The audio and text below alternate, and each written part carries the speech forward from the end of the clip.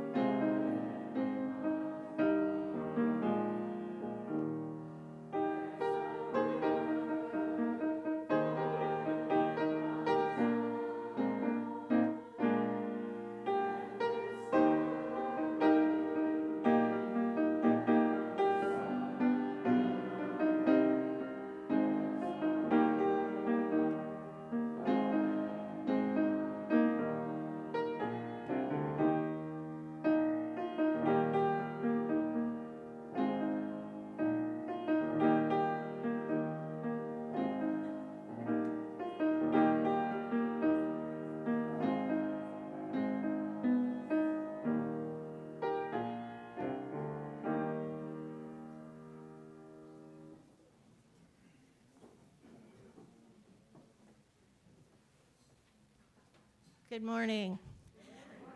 I see one wonderful young person. You'd like to join me, or anyone else that is young in mind, spirit, or needing body, but we will begin. But I was hoping, I don't know whether the word got out, I was doing this, and they go, oh God, I don't want to go. But anyway, I will do just as if I had some young folks, because you will be my young folks. So, what do you think this is? What's in here? Water. Okay. Why is it important to us? Water is life. Okay, water's life. Can we do without it? No. Okay, so I get to share a wonderful story with you by Carol Lindstrom, who is a proud member of the Turtle Mountain Band of the Ojibwe Indians, who are located in North Dakota. But the cool thing is she grew up in Nebraska. But now she lives in Maryland. Too bad for her. But anyway, so I get to share a wonderful story today called We Are Water Protectors.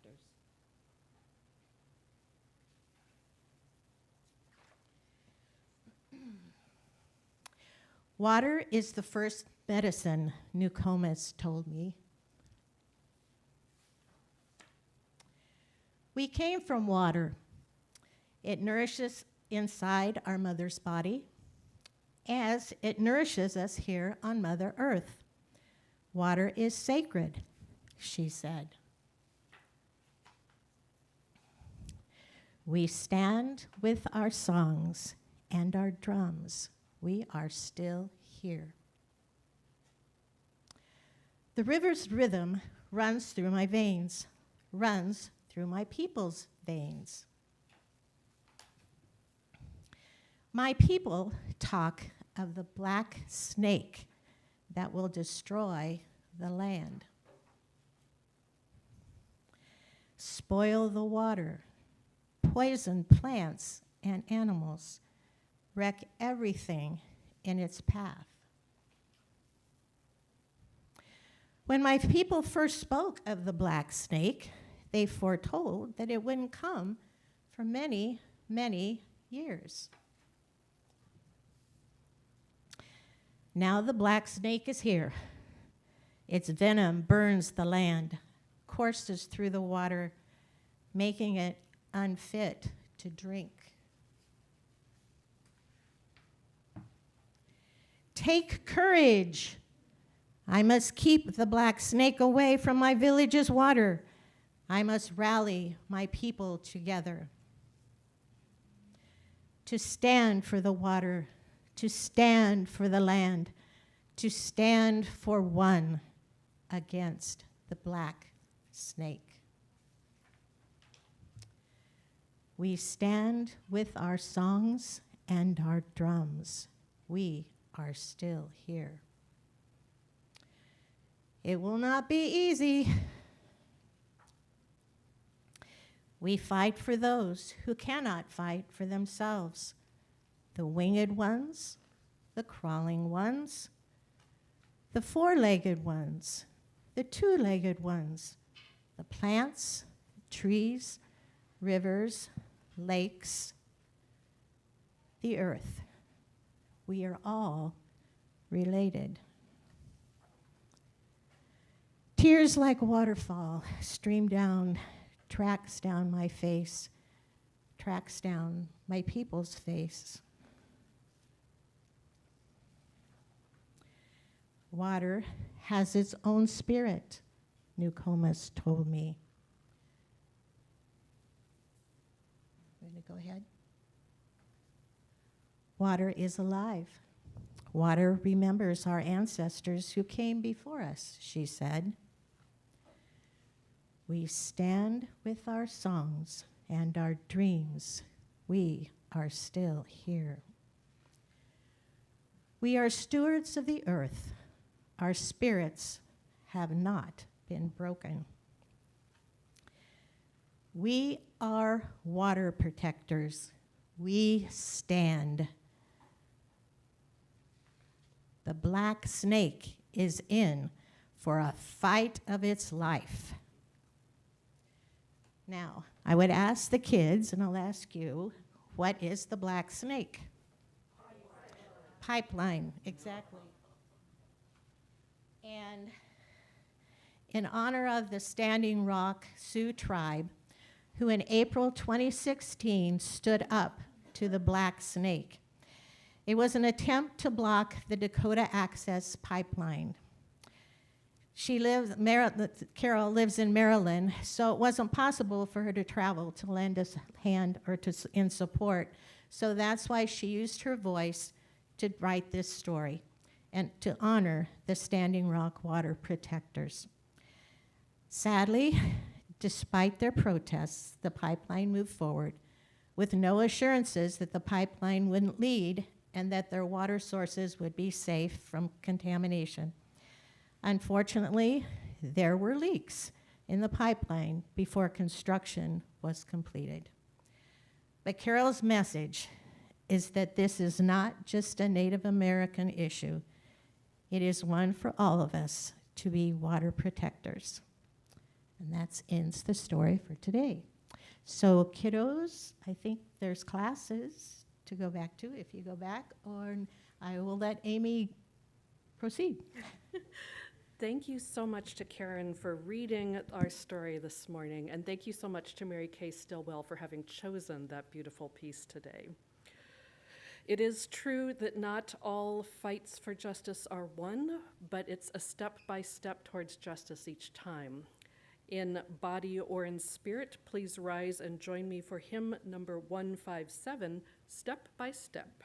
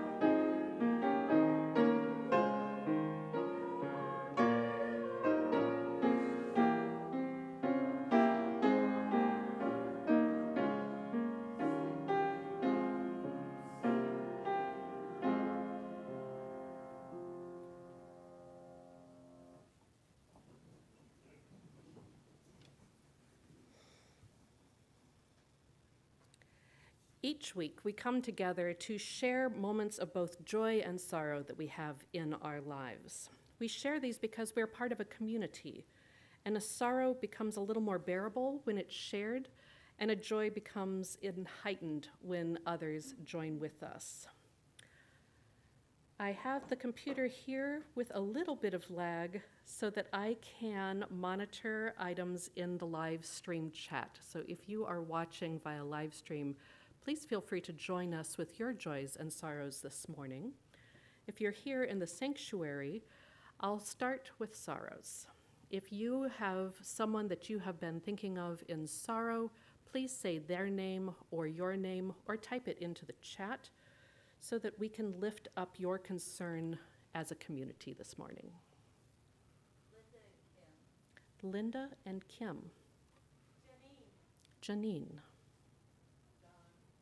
Don. Clarence. The Plaster family. Marty.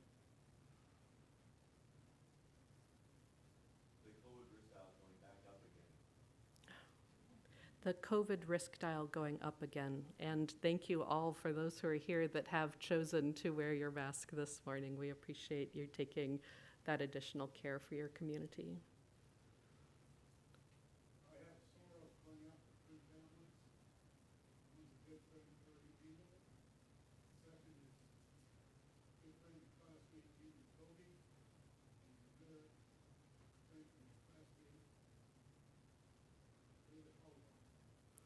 Let's see my memory. 3 families with concern. Former classmates, Larry, Toby, Larry Engel, Andy Toby, David Holpo. In the chat, we also have Marcella, who is sick right now, and health issues for my sister and brother-in-law. I will add my mom to sorrows and concerns. Are there any other sorrows, your name or anyone else that you wish to share? Friend Jean. It's not just concerns and sorrow, we also bring joys, things that lighten our spirit and things that make us move onward with our paths. Whether it's your name or the name of someone you're holding in joy this morning, would you please type into the chat or speak out loud anyone that you wish to hold in joy? Deirdre. Michael and Lori married 22 years ago in this room. Michael and Lori married 22 years ago in this room. Jack's getting dressed by himself now. Jack's getting dressed by himself now. And for those of you that don't know Jack, you can fill in his age or his condition, and it becomes. It's happy news no matter the age of Jack. My friend Alice got to go to her first Pride yesterday.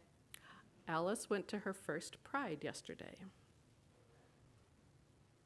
I got a new job. It has better pay, better coworkers, and health insurance. Ooh. New job with better pay, better coworkers, and health insurance. My friends Will and Pat got professor positions. Friends Will and Kat have both received professor positions. My son John just turned 20. Son John just turned 20, possibly dressing himself now. In the chat, we have Joy being back home after a happy trip. Margaret Brown, our longtime member, could use some joy, so sending and radiating joy to Margaret. Another Joy nephew is taking his wedding vows this afternoon. Any other joys you wished to bring to the community today? Seeing Ellis in church today. Seeing Ellis in church today. Evelyn is back from Rhode Island. Evelyn, home from Rhode Island. Alan's here. You're all here. I'm going to add that as a joy. Whether you've shared out loud or in type a joy or a concern, we know that there's also things that you're carrying that cannot be spoken or you're not ready to share yet. Regardless of whether it's your own or others, please let us hold all of these shared joys and sorrows as we listen to the next piece of guest music chosen by our music director, Bob Fusen.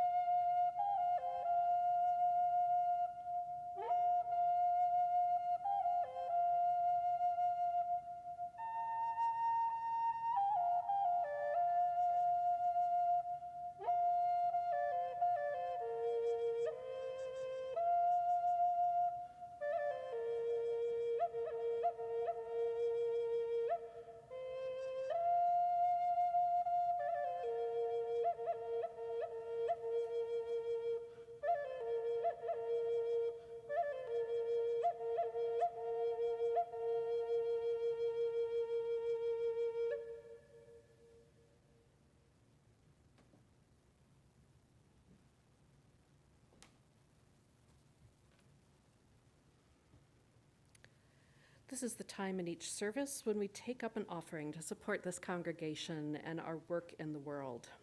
You can give in a couple of different ways. As the ushers come forward, you can certainly put cash in the bowls as the ushers pass those. Or you can take out your cell phone and text UCL Lincoln and the amount you wish to give to the number 73256. Or you can go online and donate through the Realm Church website. Your offering in any way you choose to give it is gratefully received as we now gratefully accept your offering.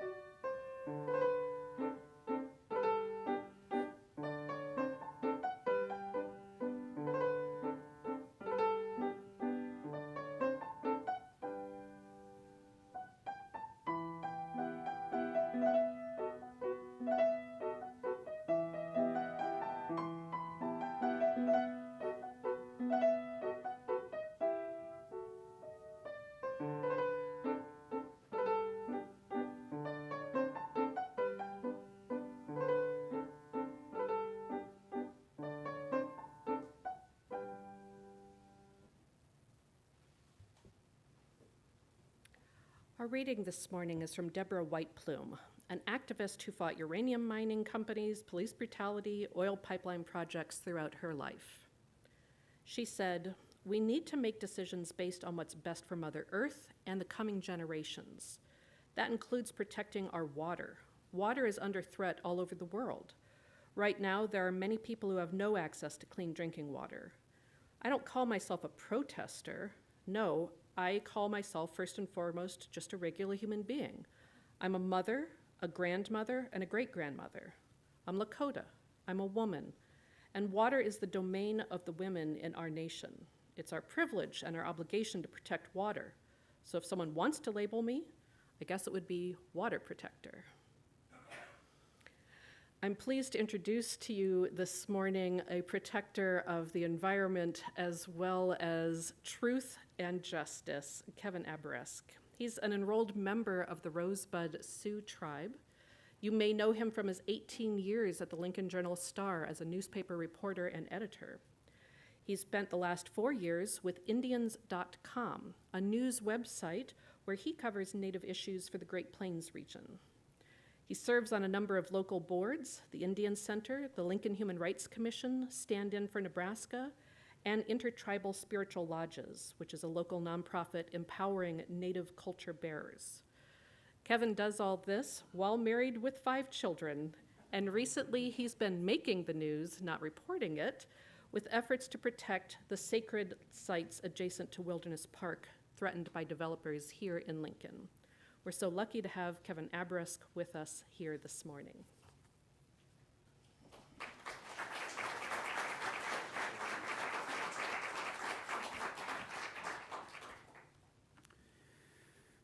Haumadakiapi, Chawashtea nape chiuza pielo, Tachanku heska machia pielo, Malakota. I've greeted you all as relatives this morning because in my belief system, we are all related. I've told you that my Lakota name is Holy Road.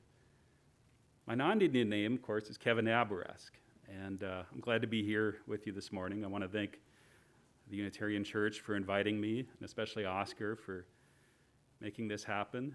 Oscar was a great supporter of Niskithe, is a great supporter of Niskithe, so I really appreciated that. And I see a lot of familiar faces out there, you know. A lot of people we saw up at camp, a lot of people who supported us in many ways. So I want to thank you from the bottom of my heart for everything you've done for us and continue to do. To start today, I'm going to quote from a statement that Niskithe made on the morning that we unveiled our project. Today we are here holding prayer space in a peaceful manner in an attempt to bring light to our cultural and spiritual practices. We are here today so that those who attempted to erase our voice, erase our history, erase our identity will know that they will never win. We are here because we won't be forgotten. We are here because we won't be pushed back into the history books. We are here because we won't be erased.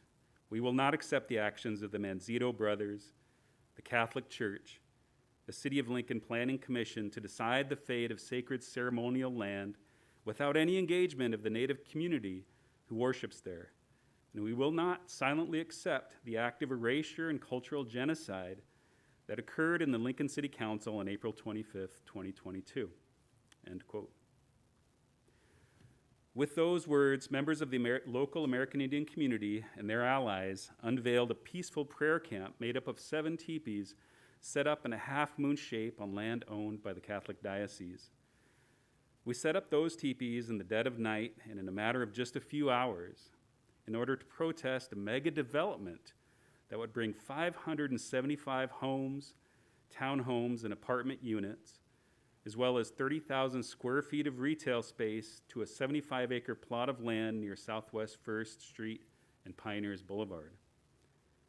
This project would essentially drop a small town filled with 2,000 people and 1,200 cars daily to land adjacent to our city's largest and most biologically diverse land green space, Wilderness Park, and our community's oldest and most frequently used sacred Inipi or sweat lodge grounds. The fish farm across from this property was established decades ago. Indeed, we believe a sweat lodge was established there even before the passage of the Federal Indian Religious Freedom Act of 1978, which restored the right of Native people to practice their traditional ceremonies. In other words, our local people practiced the sacred Inipi rite at this site even before it was legal for them to do so. You see, when laws are established that suppress a people's right to define themselves and express their inherent identities, those laws must be opposed. It was in that spirit that we established the Niskite Prayer Camp. You know, there are so many things I could tell you about the lessons I learned at Niskite. So many things I could say about all of the incredible people I met there and the powerful experiences that I had that reminded me that we are all connected, that the Great Spirit is attempting to guide each of us if we would just listen. I will tell you that all of us who spent any significant amount of time at Niskite were transformed by that experience. By the way, there are a number of us in this audience today who are at Niskite, and I would love it if they would just stand for just a moment and be recognized. Please do so.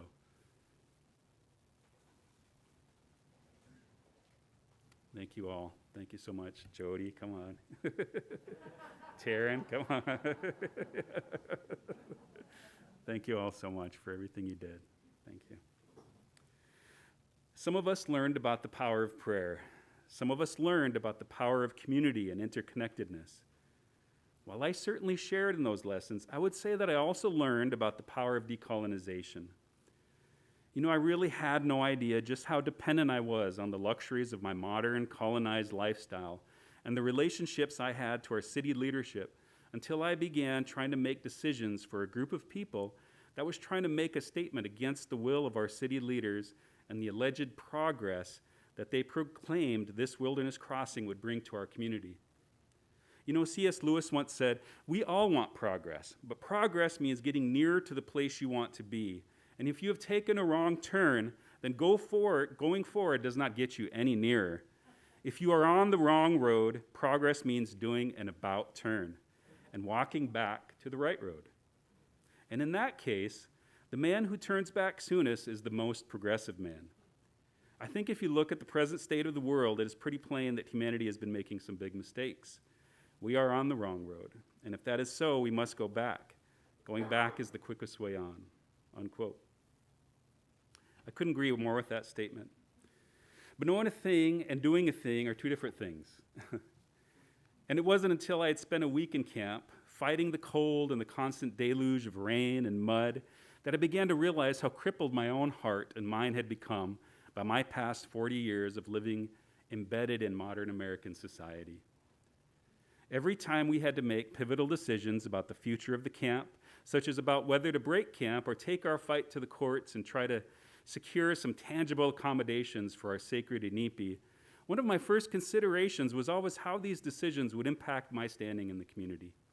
And I would think about the many good people I knew in our community and how these decisions might impact them. And while these considerations aren't necessarily bad ones, I would say that these considerations tainted my ability to make decisions at Niskite that were truly in the spirit of cultural and ecological preservation. You see, we came to Snell Hill not to build up our reputations, not to simply raise a fist in the face of our oppressors. We came there as protectors. We came reluctantly, and we came with fear in our hearts. None of us wanted to be arrested. We came knowing that this would likely be the outcome of our endeavor. Indeed, we made sure to bring enough supplies on that first night so that those of us who planned to stay there for the long haul could last without resupply for at least a week. We truly thought police would show up that first morning and tear down our teepees and take us away, or besiege our camp until we left of our own accord. The fact that we were allowed to remain on that land for 16 days, unmolested except for a brief visit by Lincoln Police, who asked us to come to the Hall of Justice for a sit-down, which we did, was truly a remarkable thing. In our visit with police, all we were told was that the Catholic Church had not asked police to remove us, and that the police didn't plan to tear down our teepees, no matter what the outcome of the situation was. For that, we thank them. The Catholic Church did eventually reach out to us and asked us to leave, but we politely ignored that request. So why did we leave? And was it the right decision? And what happens next? To the first question, I would say that we left because we realized that we couldn't reasonably expect to maintain our encampment and also begin the legal work that would be needed to try to stop this project, both administratively and in the courts. The truth is, it's a lot of work to keep as many as 20 people fed and occupied and in good health. And with the summer heat coming, we are also facing the grim prospect of heat exhaustion and the inevitable personal conflicts that come with people who are overheated and dehydrated. The days at Niskithe were often difficult and lonely, but the evenings were almost always sublime. That's when our relatives and allies would visit us, and we would enjoy the beautiful land upon which we had established our camp. That's when we could begin to imagine the wonderful lifestyle that our ancestors had enjoyed. But we decided to leave. As much as we loved Niskithe and all it stood for, we decided that we needed to break camp in order to focus on this next legal fight. And that's what we've been doing since. Which brings me to the third question: what happens next? Since breaking camp, we've had regular meetings with TJ McDowell, Mayor Larry and Gaylor Baird's aide, with whom we've established a profound connection. If any of you know TJ, you know that this isn't surprising news, I'm sure. TJ often told us that if he wasn't in the mayor's office, he might be with us at the camp. And I believe that. But in our meetings, we've begun to establish a basis for a mayoral Native American advisory board, which would be created as a subcommittee of the mayor's multicultural advisory board. My hope for this is twofold: not only to be able to have some direct impact on decisions that affect us within the city government, but also to begin identify and develop Native American leaders in our community. And it's that last part that gives me the most excitement. We've also begun to find ways to get Native people more involved in our city government. We've held community forums at the Indian Center in which we've educated our community about city boards and commissions that they could and should join, that would give our local indigenous community a greater voice within our city. In addition, we've begun working with TJ and the Center for Great Plains Studies to welcome home the Oto Missouri people, the original inhabitants of the land we now call home, the original inhabitants of Snell Hill. This work is especially exciting and likely will lead to a mayoral proclamation welcoming the Oto Missouri home and hosting events to that end. But we're also continuing the legal fight. And we've been able to retain some incredible representation from the Big Fire Law Firm, a Native American law firm based in Omaha, ACLU Nebraska, and Ken Winston. And this has been an incredible legal team. Go ahead, yes, please clap. This has been a very impressive legal team to convene, and it's been really my honor to be part of this. We'll be announcing that we'll be filing an appeal of this City Council and Planning Commission decision within about the next week or two. And we also plan to seek some redress within our court system as well. So all of these things are coming, and they are going to happen. Now, you might notice that I have not answered the second question that I posed earlier, that being whether leaving Snell Hill was the right decision. I saved that decision for last because it's the hardest one for me to answer. Of course, I had to convince myself and the people who joined me at Niskithe of the righteousness of that decision. And I can say with all honesty that I believed at the time that it was the right decision in my heart and in my mind. And certainly the way I left, I felt was beautiful. The way we left, I felt was beautiful. Marching 10 miles with a teepee on our back, stopping and setting up that teepee at City Hall, before the state capitol and before the Catholic Diocese headquarters. But I can tell you with no uncertainty in my heart at all that I will always doubt our decision to leave Snell Hill. Did we leave because it was the best decision for the camp, the one that ensured the greatest probability of success for our mission, that being the protection of our sacred Ineepean Wilderness Park? Or did we leave because we feared arrest and legal prosecution? Well, I know that many of us did fear arrest and prosecution. Many of us were prepared to face that possibility. And while I certainly didn't relish the thought for myself or my family, mugshots in the paper, awkward questions from my children's schoolmates, I feared mostly for the people I took with me to Snell Hill. As a leader, this is the simple reality of any situation that involves danger, whether physical or legal, to the people you care about. You have to think about their well-being. And sometimes that means doing what's best for them, even if it's not what they want. These questions aren't easy to answer. But I can tell you that I struggle with them every day, and I'll continue to struggle with them, especially as long as my people face the kind of cultural oppression and genocide that we face as a result of the Wilderness Crossing development. With that, I want to end today with a quote from one of our last statements that we made before leaving and breaking camp. In the 2 weeks since the City Council's decision, we have held many ceremonies, praying for our community, for our Mother Earth, and for hearts to open.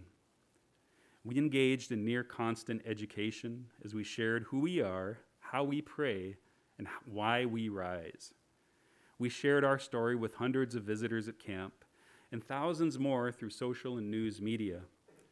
We advocated to city leaders for our ceremonial sites, for the land, and for our religious freedom. We shared our stories of ancestral resistance with the bishop of the Lincoln Catholic Diocese. We gathered around rocks, fires, and drums. We sang. We endured terrific storms, near freezing temperatures and blistering heat. We grieved and we laughed.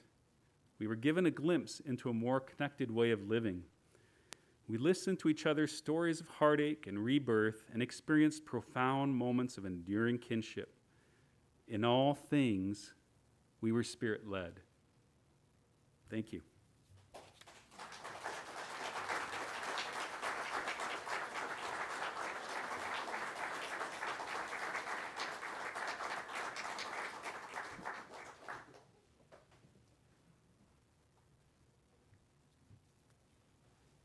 I think you can see why we were so grateful to have Kevin agree to come and speak to us and place a local vision of what has been happening across this continent for so long. We're also so grateful for those of you that did take the hard road to go and be there in person at the prayer camp. As with the previous hymn, we know that not one day, 1 week, 1 month, or 1 year of activism solves things. It is a long journey and one that must be taken over and over again. In that spirit, please join us in closing hymn 168, One More Step.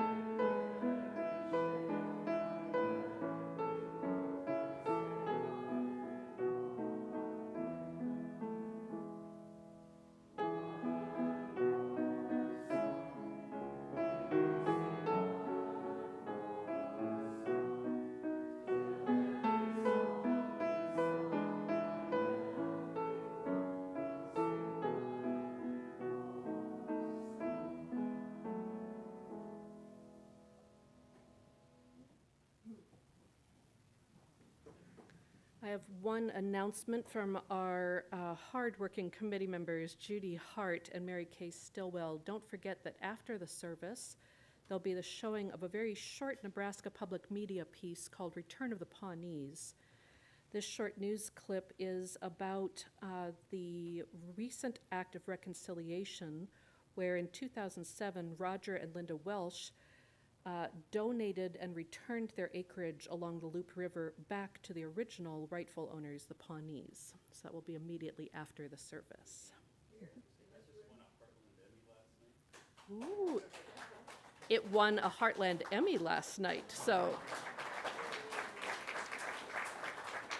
Yes, it'll be here, is that correct? Here, right here in the sanctuary. And I think, having glanced very quickly, it's only 12, 13 minutes long, so it's a short film, and again, locally made by your Nebraska Public Radio. Our closing words today come from author, historian, and activist Vine Deloria Jr. Who will find peace with the lands? The future of humankind lies waiting for those who will come to understand their lives and take up responsibility to all living things. Who will listen to the trees, the animals, the birds, the voices of all the places in the land? As the long-forgotten people of the respective continents rise and begin to reclaim their ancient heritage, they will discover the meaning of the lands of their ancestors. That is when the invaders of the North American continent will finally discover that before any solution to American history can occur, reconciliation must be effected between the spiritual owners of the land, American Indians, and the political owners of the land, American whites. Guilt and accusations cannot continue to revolve in a vacuum without some effort at reaching a solution. Our closing music is brought to us by our own Bill Carpenter, who continues to grace us with his gifts each Sunday. Thank you all for your presence.